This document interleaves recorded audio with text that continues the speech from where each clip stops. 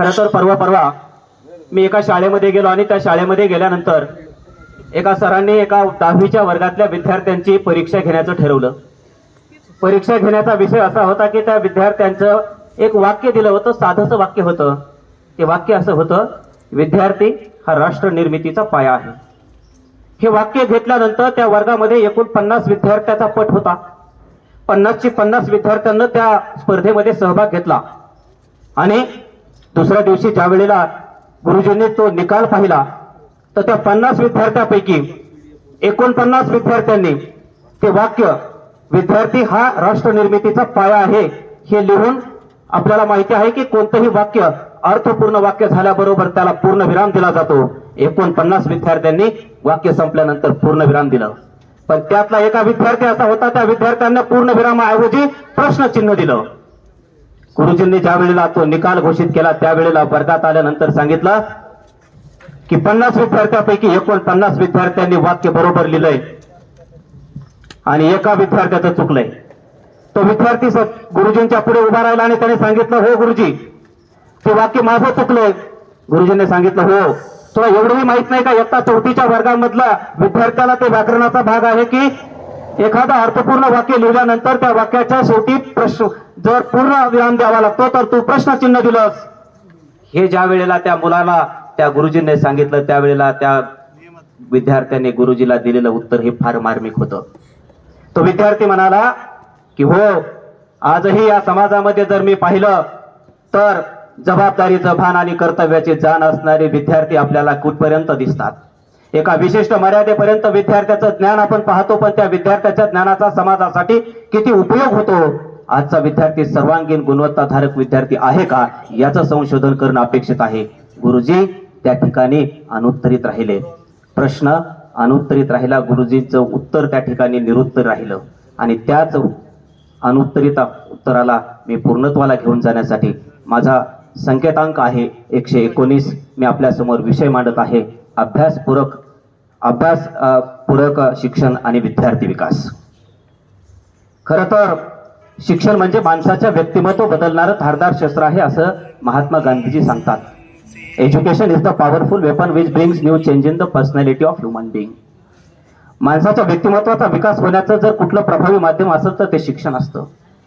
पण हे शिक्षण ज्या वेळेला आपण आज एक शिक्षक म्हणून या समाज व्यवस्थेकडे पाहतो आणि शिक्षणामध्ये पाहतो त्यावेळेला आपल्याला खऱ्या अर्थानं गांधीजींनी सांगितलेलं हे वाक्य तंतोतंत जुळतंय का याचा कुठंतरी विचार करणं आज आपल्याला अपेक्षित आहे. खरं तर आपल्या या सगळ्या गोष्टींचा विचार करत असताना विद्यार्थी म्हणून आपण सगळीकडे जर पाहिलं तर आज आपण पालकांच्या इच्छा अपेक्षा पाहतो. विद्यार्थ्याला इयत्ता 1लीच्या वर्गामध्ये दाखल केल्यानंतर पालकाची अपेक्षा असते की माझं मूल डॉक्टर झालं पाहिजे, इंजिनियर झालं पाहिजे. याच्या पलीकडे पालकाची विचारधारणा आपल्याला दिसून येत नाही आणि मूल त्याच बाजूने विचार करतं. विज्ञान आणि गणित या विषयाकडे जास्त फोकस केला पाहिजे बाळा तू, हीच अपेक्षा पालक त्या विद्यार्थ्याकडून ठेवतात. पण माझ्या मुलांमध्ये जर सर्वांगीण गुणवत्तेचा विकास करायचा असेल तर आम्हाला शिक्षक म्हणून आज थोडंसं आपली जबाबदारी वाढलेली आहे. आज मला त्या मुलांमध्ये जर गुणवत्तापूर्ण विकास करायचा असेल, त्याचा सर्वांगीण विकास करायचा असेल, त्याला एका मर्यादित जगामध्ये वावरू द्यायचं नसेल आणि बाबासाहेबांना आणि गांधीजींना अपेक्षित असणारा जर मला समाज निर्माण करायचा असेल, विद्यार्थी निर्माण करायचा असेल तर मला शिक्षक म्हणून त्याला अभ्यासपूरक वातावरण निर्मिती, अभ्यासपूरक त्याचे उपक्रम घेणं गरजेचं आहे. मला त्या वर्गातल्या विद्यार्थ्यांना माझा इतिहास सांगणं गरजेचं आहे. मला त्या विद्यार्थ्यांना भूगोल सांगणं गरजेचं आहे. विद्यार्थ्याला आज इतिहास कळत नाही. आमच्या महाराष्ट्राच्या मातीचा इतिहास कुणी ऐऱ्या गैऱ्यानं किंवा लुंग्या सुंग्यानं लिहिला नाही. या महाराष्ट्राच्या मातीचा इतिहास लिहिला शाहिरांच्या टापानं, घोड्यांच्या टापानं, तलवारीच्या खणखणाटानं, ढगांच्या गडगडाटानं, डोंगराच्या हिरव्या पिवळ्या शालीनं आणि सह्याद्रीच्या ढालीनं. राजे गडावर पोहोचले, सुखाने मरतो म्हणून घोडखिंडीची पावनखिंड करणारा बाजी प्रभू देशपांडे काय, कोंढाण्याच्या विजयासाठी रक्ताच्या थराळ्यात पडणारा तानाजी मालुसरे काय, मानेवरती तलवारीचं तीक्ष्ण टोक असताना सुद्धा बचेंगे तो और भी लढेंगे म्हणणारा दत्ताजी शिंदे काय आणि मोगलांच्या कडेकोट बंदोबस्तातून सोन्याचा कळस कापून देताना आणि मोगलांच्या घोड्यांना पाणी पिताना पाण्यात सुद्धा दिसणारे संताजी धनाजी काय. हा आमच्या महाराष्ट्राच्या मातीचा इतिहास आम्हाला त्या पोरांना सांगावा लागेल. नुसतं विज्ञान आणि गणित ह्या 2 विषयावरती विद्यार्थी आज जे फोकस करतात त्यामधून आमच्या समाजाची निर्मिती होणार नाही. आम्हाला प्रगल्भ समाज निर्मिती जर करायची असेल तर आमचा इतिहास पोरांना सांगावा लागेल. आज जर विद्यार्थ्यामध्ये जर हे गुण आपल्याला शालेय जीवनामध्ये देता आले तर खऱ्या अर्थाने तो विद्यार्थी सर्व गुण संपन्न होईल. विद्यार्थ्यामध्ये लिहिता आली पाहिजे, विद्यार्थ्यामध्ये नम्रता आली पाहिजे, विद्यार्थ्याला स्वतःचं मत व्यक्त करता आलं पाहिजे आणि विद्यार्थ्याला ज्या ठिकाणी आपली भूमिका प्रभावीपणे मांडायची ती मांडता आली पाहिजे.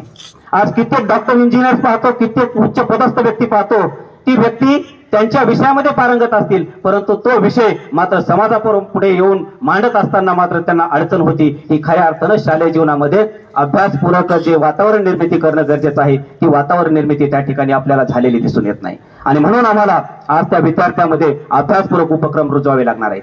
शालेय जीवनामध्ये विद्यार्थ्यांना वेगवेगळे प्रकल्प करून द्यावे लागतील, मुक्त हालचाली करून द्यावी लागतील. विद्यार्थ्यांमध्ये प्रत्येक बालकामध्ये काही ना काहीतरी युनिक गुण असतो, तो गुण आपल्याला ओळखून त्याला त्या गुणाला प्रोत्साहित करण्यासाठी त्याला वेगवेगळे उपक्रम आम्हाला द्यावे लागतील. काही दिवसापूर्वी आपण महाराष्ट्र शासनाने एक ट्रेनिंग आयोजित केली होती. त्यामध्ये लर्निंग अध्ययन प्रक्रियेचे व्यवस्थापन नावाचे प्रशिक्षण होतं आणि त्या प्रशिक्षणात सांगितलं होतं की विद्यार्थ्याला आपल्याला चॅलेंजेस देता आले पाहिजेत, आव्हानं देता आले पाहिजेत. जेव्हा त्या विद्यार्थ्याला आव्हान देताना ते आव्हान पेलण्याची सवय त्या विद्यार्थ्यात होईल, तेव्हा खऱ्या अर्थानं सर्वगुण संपन्न आणि प्रभावी विद्यार्थी झाल्याशिवाय राहणार नाही. त्या विद्यार्थ्याकडून आपण ज्या वेळेला काही गोष्टीची अपेक्षा ठेवतो त्यावेळेला त्याला ते देणं सुद्धा तितकंच आपली जबाबदारी असते आणि म्हणून शालेय जीवनामध्ये विद्यार्थ्याला या सगळ्या सुविधा उपलब्ध करून देणं शिक्षक म्हणून, समाज म्हणून, पालक म्हणून आपली फार महत्वाची जबाबदारी आहे. आज काय आहे, विद्यार्थ्यांना बोलत असताना, चालत असताना काही गोष्टींची जाणीव सुद्धा होत नाही, ते त्यांच्याच व्यापामध्ये असतात. आज भारताने एवढी प्रगती केली आणि ही प्रगती करत असताना आमची संस्कृती मात्र विद्यार्थी आज कुठेतरी विसरलेले दिसत आहेत. खरं तर आमच्या या संस्कृतीमध्ये सांगितलं जातं की विद्यार्थी असो किंवा समाजामध्ये आम्हाला प्रतिष्ठा जर मिळवायची असेल तर खऱ्या अर्थानं आमच्यामध्ये काहीतरी दानत लागते. आपल्याकडे जे आहे ते इतरांना देता आले पाहिजे. ती क्षमता, ती दानत, ती दातृत्व जर आपल्यामध्ये असेल तर खऱ्या अर्थानं एक वैशिष्ट्य